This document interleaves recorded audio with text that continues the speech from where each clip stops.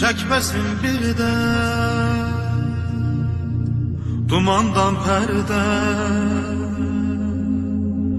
dözmərəm dərdə,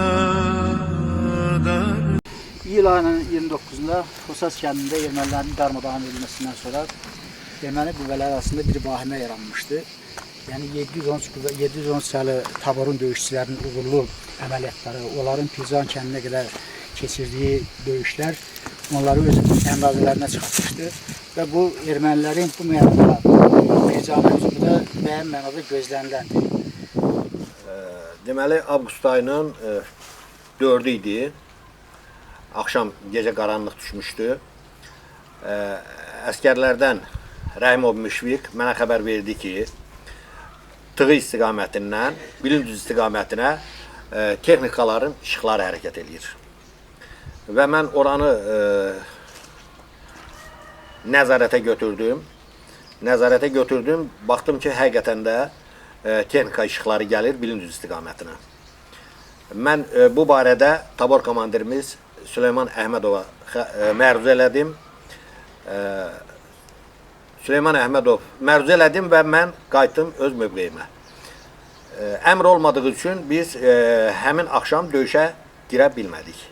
Səhər saat 8-9 iradələrində ermənilərin deməli Tığıq və Hosaz istiqamətindən bizi çarpaz artilleriya ateşi altında saxladıqlarını gördüm. Yəni bizi ateş altında saxladılar. Kəndi hər tərəfdən artilleriya ilə vurdular. Bu ərəfədə döyüşün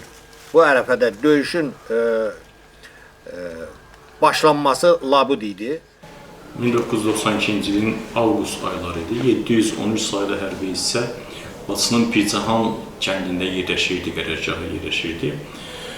Və 713-ün iyul aylarında keçirdiyi bir sıra uğurlu əməliyyatlar erməni silahlı qüvvələrində bir şaşkınlıq, ruh düşkünü kimi yaratmışdı. Bu ərəfədə onlar Hoçaz kəndində, Hoçaz dağında, Bilindüz istiqamətində ki uğursuzluqlarının əvəzini çıxmaq istəyirdilər. Avqustun 4-dən 5-nə keçən gecə erməni silahlı qüvvələrinin zirehli texnika və canlı qüvvəsi Laçın, Bilindüz, Pircahan çayı istiqamətində hərəkətə başladılar. Gecə saat 2-3 radələrində 3-cü bölüyün komandiri Budaq Nəsibovun yerləşdiyi, yəni o mövqeydən daha əlvan, daha aydın görünürdü həmin istiqamət. Budaq müəllim çapar vasitəsilə komandir batalyon, rəhmətli şəhidimiz komandir batalyon Süleyman Əhmədov məruzə eləmiş. Həmin ərəfədə batalyonda rabitə çox bərbad vəziyyətdə idi. Demək olar ki, hər bölükdə ancaq bir dənə rabitə vardı, bir-iki rabitə vardı. Və kombat çaparı, ikinci çaparı mənə məruzə, yəni xəbər yollamışdı ki, ermənilər hərəkətdədirlər. Bu, onları təxmini gecə saat 1-2 radələrində. Mən bölüyü tağım komandirlərini çağırdım. Yəni, şəxsi heyət hələ ki dəymədim. Çünki bir dənə tağımım döyüş mövqeyində idi. Və tağım komandirlərindən birinci postumuz yerləşən yerə qalxdıq. Ermənilər kolon gəlirdi. Yəni, biz maşının faralarını görürdük. Maşınların faralarını görürdülər. Və həmin maşınlar, demək olar ki, o Bilindüz istiqamətində ora qədər gəldilər. Bilindüzə çatmamış. Böyük Pavorotda mı tərəfi idi? Böyük Pavorotda, yəni itdilər. Orada bir təpə kimi var, onun arxasında faraları söndürdülər. Mən fikirləşdim ki, yəqin bunlar müşahidə, kəşfiyyat aparacaqlar. Və fikirləşdim ki, yəqin bunların kəşfiyyatı Pircahan, o gilaslıq olan yerdə, Pircahan körpüsünə yaxınlaşıb, çayı keçib, yəni o kəndin yuxarı hissəsinə çıxıb müşahidə aparacaqlar.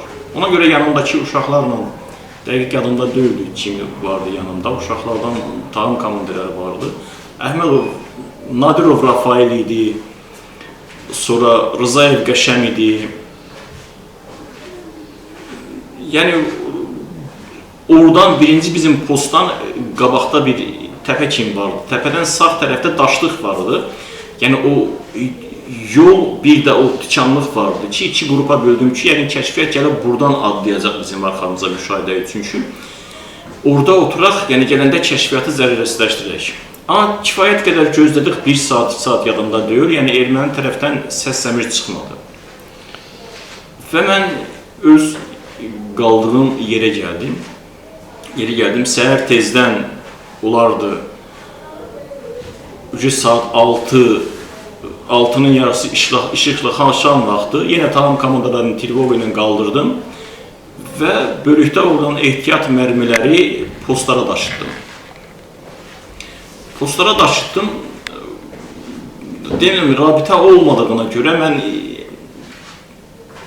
3-cü bölük hansı ki bizim sol tərəfimizdə əsas yolun üstündə dururdu, onun nə etdiyini bilmədim. Amma komandanın əmri ilə belə olmuşdu ki, əgər ermənilər hücuma keçsələr, 1-ci, 3-cü rota vuruşur, 2-ci rota ehtiyatda qalır. Həm də o Pircahanın başının üstündə orada bir təpə kimi vardı. Xaş kənddə orada qalır və ermənilərin Xoçaz kəndi, Soyuq bulaq, Mişnidən fırlanıb bizim arxamıza keçməyinin qabağını alır. Həm də lazım olanda 2-ci rota köməyə gəlir, kömək edir. Eynən mən də, yəni o posta qalxan kimi, mənim postlarıma Pircahan çayından 2 yol qalxırdı. Biri yolun, yəni birinci postun sol tərəfində idi. Biri də bu seyidlər gələn tərəfdən sağ tərəfdə idi.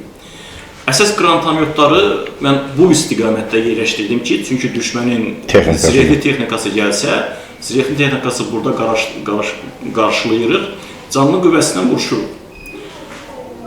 Mən məruzəm etdim, yox, çapar yolladım ki, təklifimi verdim ki, komandir batalyonuna ki, yəni mən postları götürürəm, çünki mənim postlarımı, mənim yerimi bilirdilər. Amma budağın 3-cü rotanın yeri yəni o qədər bilinmirdi. Erməniləri boşduruq kəndin içinə, rahat girirlər kəndin içinə və kəndin içində o zamoku bağlayıb kəndin içində bunları qırırıq. Bu alınmadı, yəni o gecə məruzə oldu, yəni belə rabitənin olmaması. Həm də ermənilər də başqa cür qalxdı, onu da ermənilər ictimaiyyəndə bizim üstümüzə qalxdırar, piyada qüvvələr. Səhər 6 olardı, ermənilər 2 istiqamətdən, Xoçaz kəndi istiqamətindən və Bilindüz Laçın istiqamətindən kəndi güclü artilleriya ateşinə tutdular. Bu birinci mərmi, demək ki, o birinci tağımın qaldığı evin və ikinci tağımın qaldığı evin, yəni çox yaxın düşdü. Onlar kəndin içini başladılar vurmağa, güclü artilleriya vurmağa. Mən Tirvoga ilə Cabbar Aliyevə göstəriş komanda verdim ki, bölüyün bütün şəxsi heyətini, yəni bölükdə bütün şəxsi heyət hamısı Tirvoga ilə ehtiyat sursatlarla, yəni postlara çıxmırlar, gəlirlər mənim yanıma. O bizim posta çatmamış, orada bir qoz ağacı, yarğan vardı, bulaq vardı və posta olan o birinci tağımdan başqa qalan bölüyü yığdım.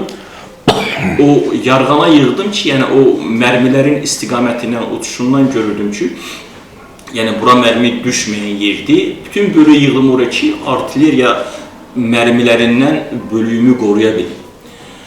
Amma sizə deyim ki, artilleriya hardasa 1 saata yaxın vurdu. Yəni o bir batalyonun hücuma keçməsi üçün böyük idi. Elə bir ki, korpusun artilleriyası işləyirdi. Özdə komandir, səhv eləmirəmsə, dəqiq yadımdadır ki, 2 istiqamətdən, həm Xoçaz istiqamətdən vururdular bizi, həm Laçın istiqamətdən vururdu. Bu, bir tərəfdən mənə yaxşı idi ki, o şəxsi heyətim döyüşdə olmuşdu, uşaqlar vuruşmuşlar, amma bu cür artilleriya zərbələrin, artilleriya şeyini eşitməmişdilər. Yəni, həm səsə eşidirlər, həm atışmaya eşidirlər. Özüm o müşahidə məntəqəsində erməniləri nəzarət eləyirdim. Bu dəfə o postun yaxınlığında mənim əsgərlərimdən biri, Mətləb adında əsgərimin biri artilleriya mərmisindən yaralandı. Biz onu çıxartdıq Və saat 7 olardı, 7 ilə 8 arasında erməni silahlı qüvvələri o bilin düzdən çıxdılar, yolla qabaqda bir BMP, piyadaların döyüş maşını, BMP bir üstü dolu şəxsi heyət, arxasında bir UAZ 469 komandirski UAZ, onun da arxasında bir Qaz 69, Qaz 66 üstündə dolu şəxsi heyətlə və ən axırda bunlardan xeyli arxada T-72 tankı gəlirdi. Onun da üstü şəxsi heyətimdir. Ermənilər çox sərbəst gəlirdilər. Yəni heç bir deyim ki, döyüş qaydalarını, döyüş o əmirlərini nəyini bilmədim. Çox sərbəst idilər. Mən sorudan fikirləşdim ki, yəqin ki, bunlar Julaçını, Şuşanı almışdılar. Yəni belə qalib bir ordu kimi gəlirdilər.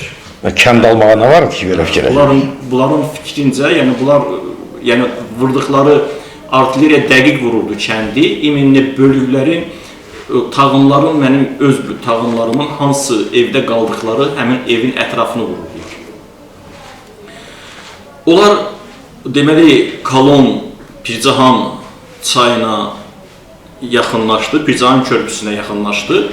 Tank oradan arxadan, çox arxada bir pavorotda, yəni ağaçların arxasında saxladı. Bu dəfə mən baxdım ki, üzü Pircahana tərəfdə, o yolun sağ tərəfində, o hündürlükdən də elə bir hardasa bir bölüyə yaxın şəxsi heyət onlar tökülüşürdülər. Yəni çox sərbət tökdülər. Bu dəfə mən komanda vermişdim Cabbara ki, mənim əmrim olmadan heç kim yerindən tərpənmir. Yəni şəxsi heyət hamısı artilleriya mərmisinin dayanmasını gözləyir. Çünki artilleriya dayanandan sonra bilirəm ki, bunlar hücuma keçirlər. Bunlar Pircahan çayına tökülüşdülər. Mən yanımdakı şəxsi heyətlə yaşayırsam, o birinci postun yadınızdakı qabağından biraz aşağı vardı. O Pircahan çayına çatmamış bir təpəlik kimi vardı. Təpəlikdə qara tikanlı bir sağ tərəf daşlıq idi. Mən adladım ora.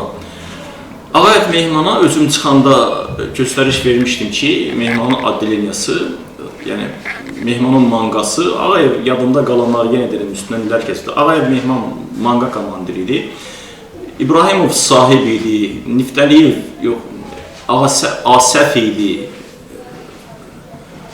Asəf idi, sonra Mahmud idi, Asif idi, sonra Bakılı Malış deyirdi. Əflağı idi. Yəni bu addeleniya da mənim sol tərəfimdən, dərə ilə, yəni o çayın lap yaxınlaşırlar. Bunlar ermənilər tökülüşdülər, çox rahat tökülüşdülər, sigaret çəkən çat, oğazdan da düşdülər, ətrafa diqqətlə baxırlar, o biri əli ilə göstərir hara. Bunlar bir-iki nəfər düşdülər çaya, əllərini, üzlərini yumur. Mən imkan eləyib o tikanlıqla biraz saat çəkilmişdim. Bu dəfə uşaqlara dedim ki, ateş açmırsınız, nə olsa ateş açmırsınız. Bunlar çayın keçsinlər. Yəni çayın ortasında, Pircahan çayının tam ortasında tuturuq bunları ateşi. İkinci bölük Hosaz istiqamətində Xaşgədikdə idi. Birinci bölük bulağın başında və Seyidlər istiqamətində idi. Biz isə Uzungineydə mövqe tutmuşduq. Ermənilərlə tam üzbəüz idik. Biz ermənilərlə döyüşə girəndə artıq ikinci bölükdə birinci bölük hücuma keçmişdi bizim sağ istiqamətimizdən. Biz isə ermənilərlə üzbəüz idik. Ermənilər birinci bölüklə döyüşdüyünə görə, onları açıq aydın gördüklərinə görə bizi görmürdülər. Onların bizdən xəbəri yox idi. Bizim mövqeydən xəbəri yox idi. Həmin vaxtı döyüş başlayanda mən 3 nəfəri kəşfiyyata göndərdim. Səfərəliyev Gündüz, Ağakişev Nəsimi və Səmədov Arifi. Göndərdim kəşfiyyata ki, gedin görək. Ola bilər ki, ermənilər bizim arxamıza keçmək fikirləri olar. Ancaq Gündüz kəşfiyyat eləyib gələndən sonra bizə xəbər verdi ki, ermənilərin bizdən heç xəbəri yoxdur. Ermənilər bizim istiqamətə, düz bizim mövqeyimizə doğru hərəkət eləyirlər. Həmin onda mən əmr verdim ki, döyüşə başlayaq. İctimaiyyətin başının üstündən, bəli, döyüşə başladıq. Həmin döyüş müddətində deməli ermənilər bizi açıq-aydın görə bilmirdilər deyə birinci bölüyün şəxsi heyətini hədəfə almışdılar. Və mən görürdüm ki, onların texnikasının istiqaməti birinci bölüyümüz istiqamətdədir. Həmin momentdə sağdan, bizim sağımızdan, Pirzahan çayına Pirzahandan yenən yolla şəxsi heyətdən, birinci bölüyün şəxsi heyətindən 4 nəfər hərəkət eləyirdi. Döyüş gedə-gedə onlar gəlib bizim bərabərimizə çatanda mən gördüm ki, onları vuracaqlar. Möhkəmdən qışqırdım ki, yolla getməyin, yoldan çıxın. Həmin momentdə deməli erməninin texnikası ilə, yəni ola bilsin ki, BMP ilə, BMP snaryadı biri düşdü, bir neçə nəfər yaralandı. İkinci dəfə atəş olanda artıq bizim 4 nəfərimiz orada şəhid oldu. Bunları atəşi, özümlə götürməmişdim. Qrantamyoç yox idi, çünki mən qrantamçılara dedim ki, o tank BMP gələ biləcək yolları bağlamışdım. Bunlara göstəriş verdim ki, yəni çayın ortasında, tutursunuz bunları atəşə çayın ortasında. Çünki çayın ortasında bir tərəfə keçə bilməyəcəklər, geri də qayıda bilməyəcəklər. Təəssüf ki, bir dənə snayperimiz vardı, o da mehmanda idi. Bunlar da elə çayda əllərin, üzlərin şeylər, artilleriya vururdu. Artilleriya ateşi dayandı. Mənim soldakı qruppadan biri o ərzini yüyən erməninin ateş açdı, yəni birini vurdu. Elə o da ağzı üstə yıxıldı çaya.